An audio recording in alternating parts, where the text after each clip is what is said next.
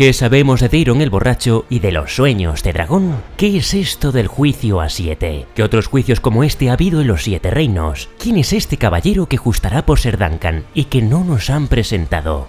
En este vídeo responderemos a todas estas preguntas, extraeremos muchos detalles y haremos una revisión completa del cuarto episodio de la primera temporada del Caballero de los 7 Reinos.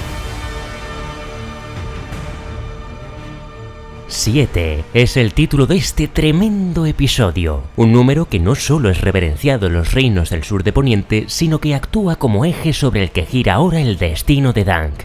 7 reinos, 7 cielos, 7 infiernos y 7 dioses, las mismas deidades en cuyo honor se realizará este juicio a 7, el primero desde hace un siglo y el último jamás visto en la historia del mundo de hielo y fuego. En este capítulo se revela además el Targaryen que nos faltaba y que ya podemos añadir a nuestro arbolito genealógico bien chido. Daeron Targaryen, conocido como Daeron el borracho, heredero de Maekar y un soñador. Lo mejor de este cuarto episodio, sin duda Baelor Targaryen. Primero mostrando ese gran pragmatismo a la hora de intentar ayudar al caballero errante, ofreciéndole una salida con la difícil situación que tiene, para después llevarnos a ese clímax final, subrayado por los acordes clásicos de la banda sonora de Juego de Tronos, que eleva la entrada de Baelor Rompelanzas a la categoría de mito. Es el momento en el que el pragmatismo político de la mano del rey se rinde ante la justicia caballeresca, dejándonos con ganas de más y el hype por las nubes.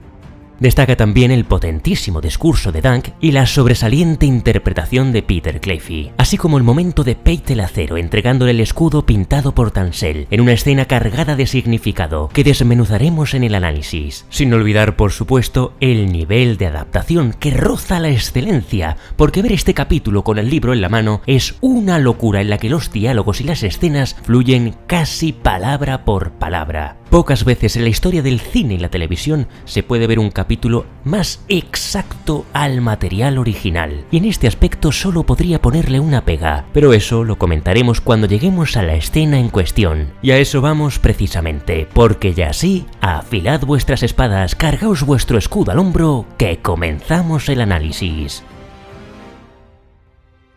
El comienzo del capítulo es brillante, con ese cielo estrellado que cambia para mostrarnos el rocoso techo de la prisión de Dunk. ¿Qué está pensando aquí nuestro protagonista?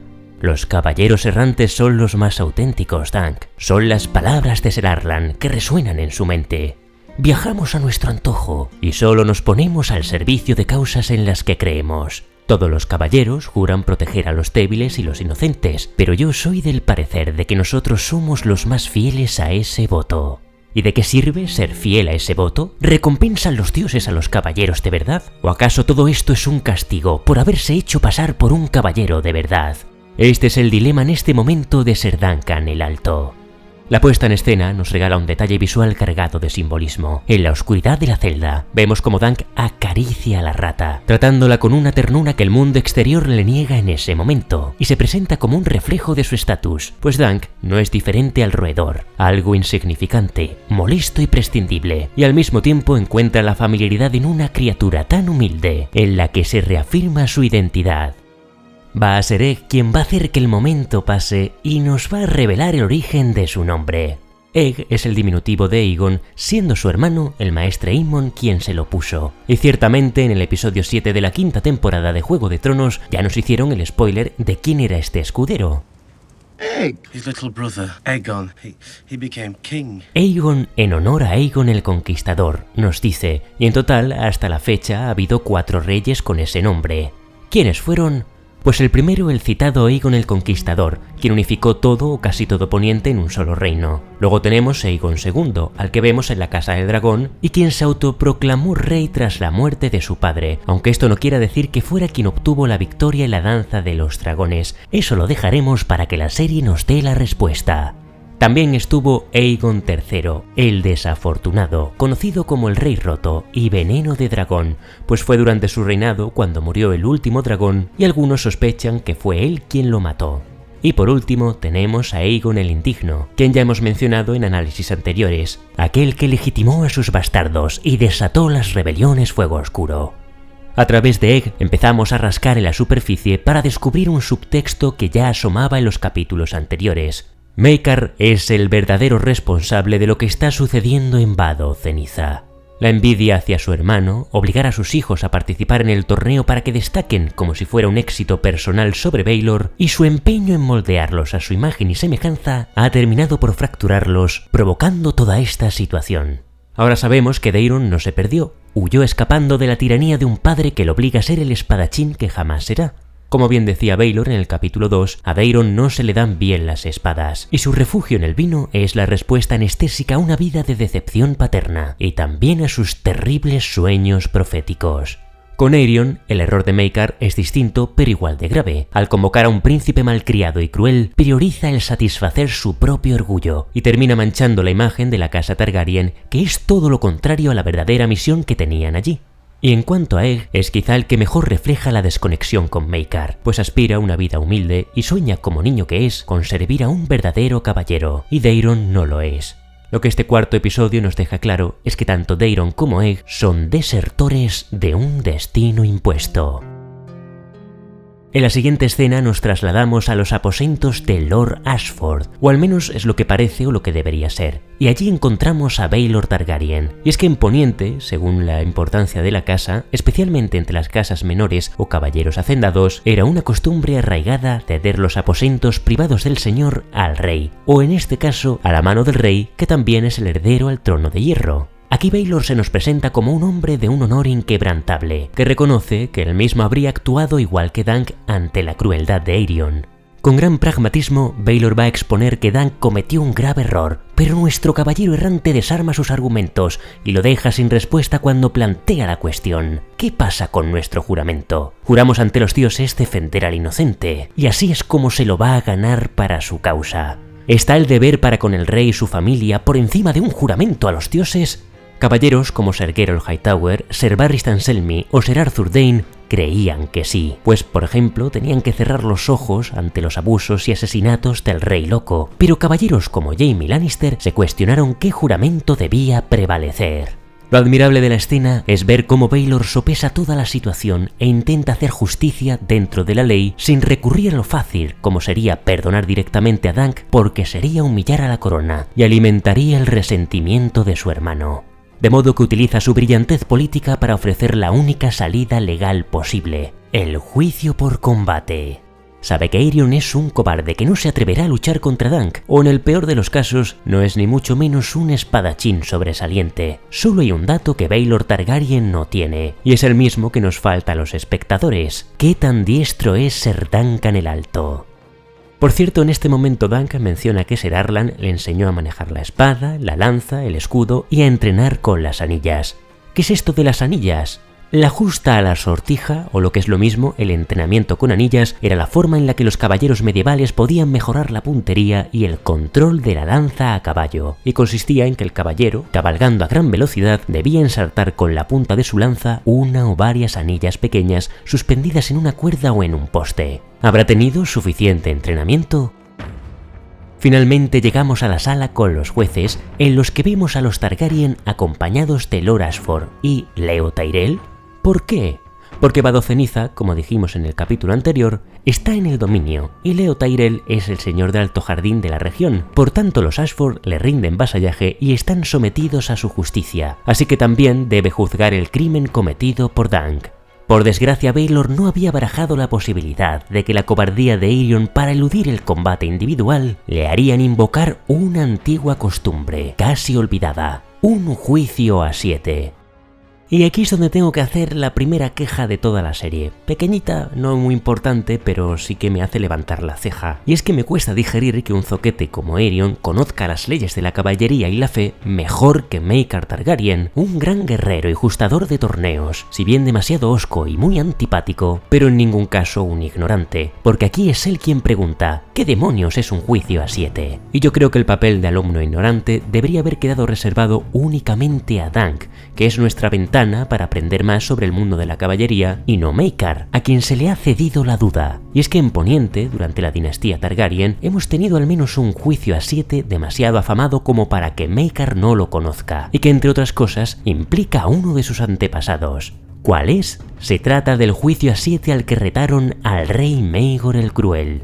Esto sucedió hace casi 170 años y fue el capitán de los hijos del guerrero, Ser Daemon Morrigan, quien durante el levantamiento de la fe militante retó al autoproclamado rey.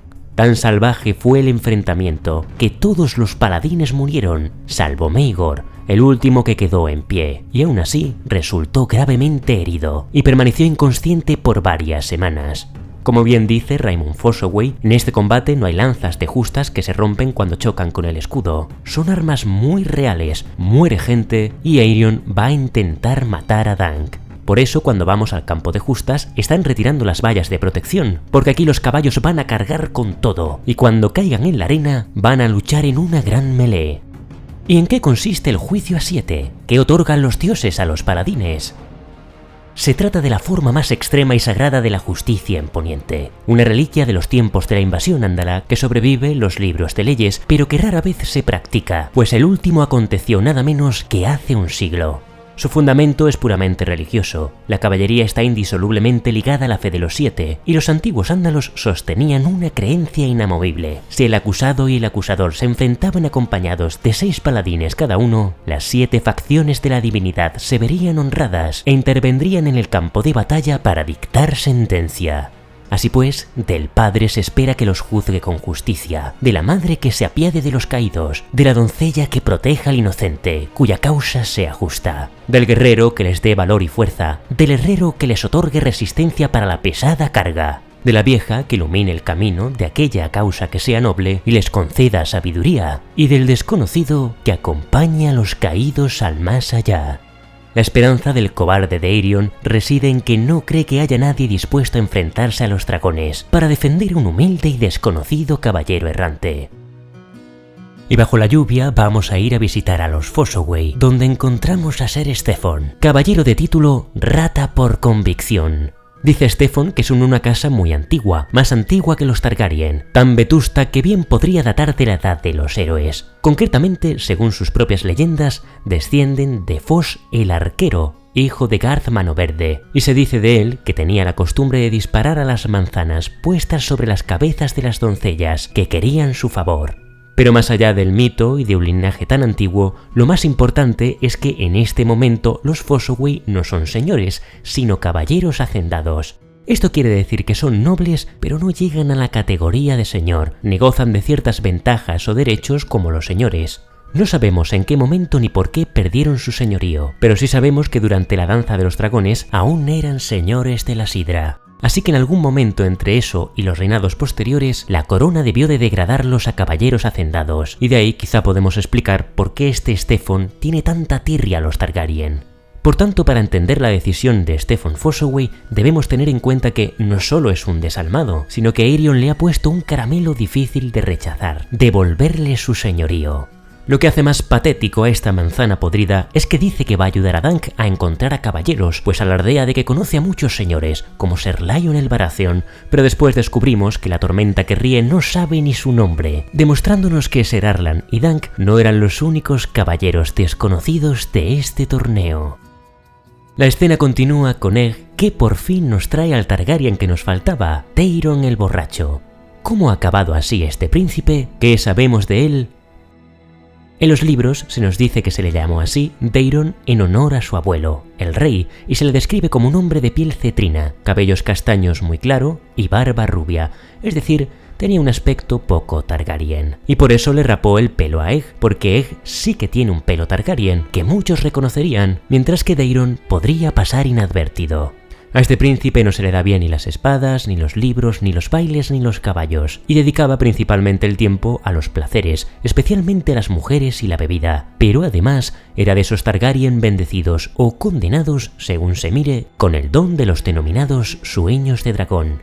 A lo largo de la historia solo conocemos unos pocos casos de soñadores, como Daenys la Soñadora, que predijo la maldición de Valyria y salvó a los Targaryen de su destrucción, o Aegon el Conquistador, cuyas visiones sobre la amenaza del norte, confirmadas hace algunos años por el propio George R.R. Martin, dieron sentido a su unificación de los 7 reinos. Pero entre Aegon el Conquistador y Daeron no tenemos constancia de que hubiera otros soñadores, ni siquiera en el caso de Elaena Targaryen, porque la historia Targaryen que conocemos está escrita por los maestres, y estos señores dragón no compartieron sus sueños con ellos.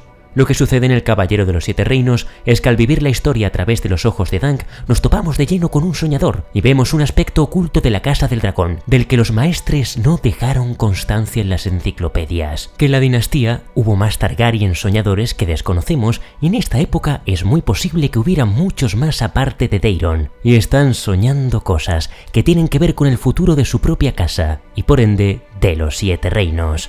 Algunos como Daeron llegaron a tener sueños recurrentes sobre el regreso de los dragones que se verían cumplidos con la aparición de Daenerys. La pregunta es, ¿saldrán más soñadores en las próximas aventuras? ¿Desvelarán a través de la serie sueños desconocidos por los lectores?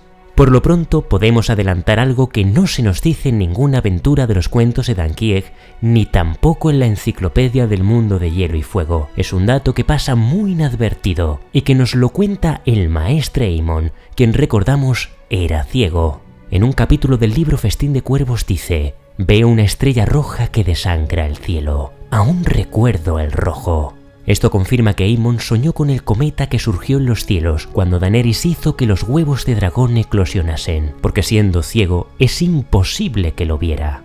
Pero hay más. Dice: «Veo su sombra en la nieve, oigo el restallido de sus alas de cuero, siento su aliento ardiente». Pero un momento, ¿no ha dicho que estaba viendo una estrella roja que desangraba el cielo? ¿O acaso estaba viendo un dragón sobrevolando las tierras nevadas de Poniente?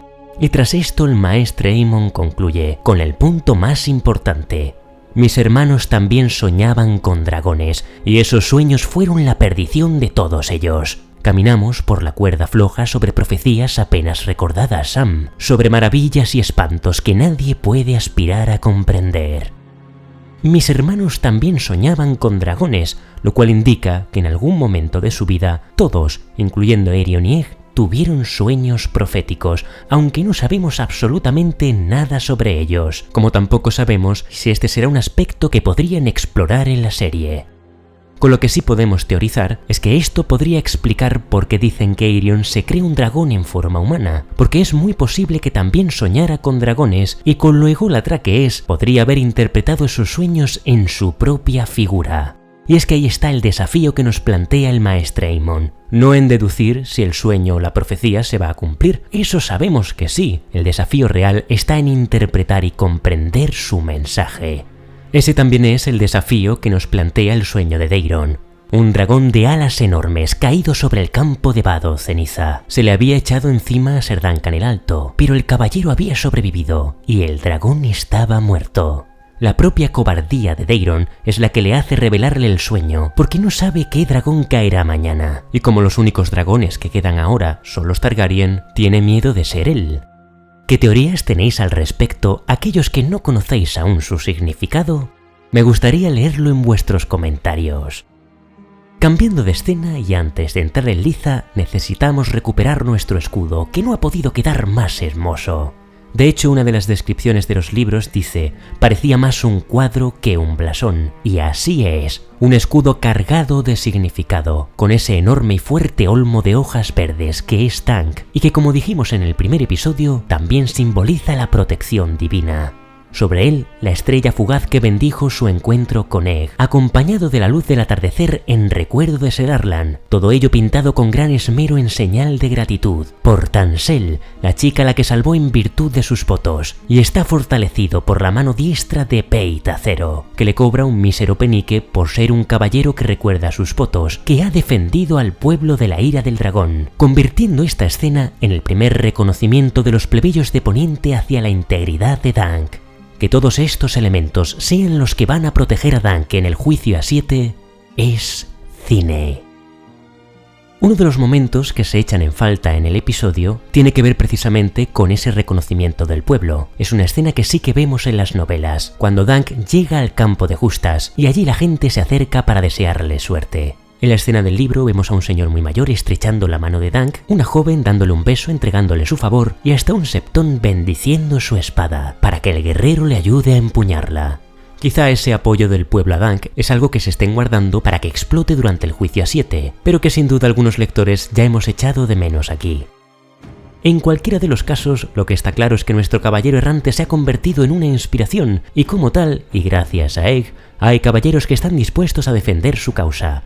Tenemos a Lionel, la tormenta que ríe, a Sir Robin Raistlin, un caballero que no se amedranta ante nada, a Sir Humphrey Hardin, que tiene que cobrarse una deuda pendiente, pues es el caballero al que Aerion descabalgó matando a su caballo, y ahora va a ajustar contra él, precisamente con el propio caballo de Aerion. Y al fondo tenemos el señor bigotudo sin nombre, que no es otro que Sir Humphrey Beesbury, cuñado de Sir Humphrey Hardin, y quien ya nos presentaron en el capítulo anterior, pues ambos Humphreys fueron los caballeros que se batieron en el legendario duelo, conocido como la Batalla de los Humphreys, que ya analizamos en el vídeo anterior. Todos los que tenemos aquí son buenos gustadores, y al grupo se incorpora el joven Raymond Fossoway, teniendo el honor de ser nombrado caballero de última hora por la tormenta que ríe, y que sin duda cabalgará contra su primo, manzana contra manzana. ¿Por qué Dunk se resiste a nombrarlo él mismo como caballero? Porque solo un caballero puede nombrar a otro caballero, o excepcionalmente también el rey, y Dunk no es ni lo uno ni lo otro. Nos falta pues un paladín, pero antes de que aparezca, ¿quiénes son los 6 paladines que justarán con Aerion Llamabrillante? Pues tiene a los 3 miembros de la Guardia Real allí presentes, Sir Willem Wyle, Sir Donnell de Valle Oscuro y Sir Rowland Craighall, considerados la flor y nata del reino y obligados a participar por su juramento para proteger a la familia real. Aerion también tiene a su padre, Maekar, y a su hermano Daeron, quien solo justará para guardar las apariencias, pero que le ha prometido a Dunk dejarse vencer en el primer golpe. Y por último, a la manzana agusanada, Sir Stephen Fossoway. Con tanta niebla no hemos tenido oportunidad de disfrutar de algunos detalles, pero las imágenes promocionales de este episodio nos ayudan a verlos con más claridad. Por ejemplo, el porte del yunque, Maekar Targaryen. Se describe que su armadura de batalla estaba decorada con colmillos de dragón, negros y curvos en los hombros, cimera y espalda, y solía portar una maza con pinchos con el aspecto más mortífero que Dunk hubiera visto jamás. El detalle que falta es que Maekar tenía su propio blasón de armas, el dragón de la casa Targaryen cuarteado, indicando su posición como cuarto hijo del rey. El discurso de Dunk resuena con una fuerza épica en el espectador, pero en el prado de Vado Ceniza choca contra un muro de indiferencia señorial. Entre el público, aunque sus nombres no aparecen acreditados en la serie, intuimos la presencia de Lord Daemon Lannister, el León Gris, y junto a él su hijo, Tybolt, y también vemos posiblemente a Lord Caeron, señor de Nocturnia. Dunk en los libros se dirigió a ellos, pero ninguno respondió. Quien sí que lo hizo fue Ser Otto Bracken, la bestia Bracken. Su sola presencia es un recordatorio de la brutalidad de los torneos, pues 3 años atrás su hacha Roma hundió el yelmo y la vida de Lord Quentyn Blackwood en un torneo de desembarco del rey. En la novela, como decimos, es el único noble que responde a Dunk, cuando el caballero errante le dice: «Le ruego que se una a nosotros, se lo ruego en nombre de los dioses antiguos y de los nuevos, mi causa es justa». La respuesta de la bestia Bracken fue: «Puede que sí, pero es suya, no mía, y no os conozco de nada». En la escena que vemos adaptada, rompen el momento con otro toque de humor característico de la serie, la flatulencia que arranca las risas de los nobles, un humor que para mi gusto en esta ocasión no tocaba, pero que tampoco afecta al resultado porque la atmósfera se recupera rápidamente con la llegada de Baelor, no como mano del rey, sino como rompelanzas, uno de los mejores justadores del reino. La música no pasa inadvertida, esos temas tranquilos y esperanzadores de los cuentos de caballería se detienen por un instante ante la presencia de Baelor, porque ahora sí nos hemos metido de lleno en un juego peligroso que amenaza muerte, el Juego de Tronos de los Señores Dragón. Me he quedado muerta, ahora no vaya a terminar.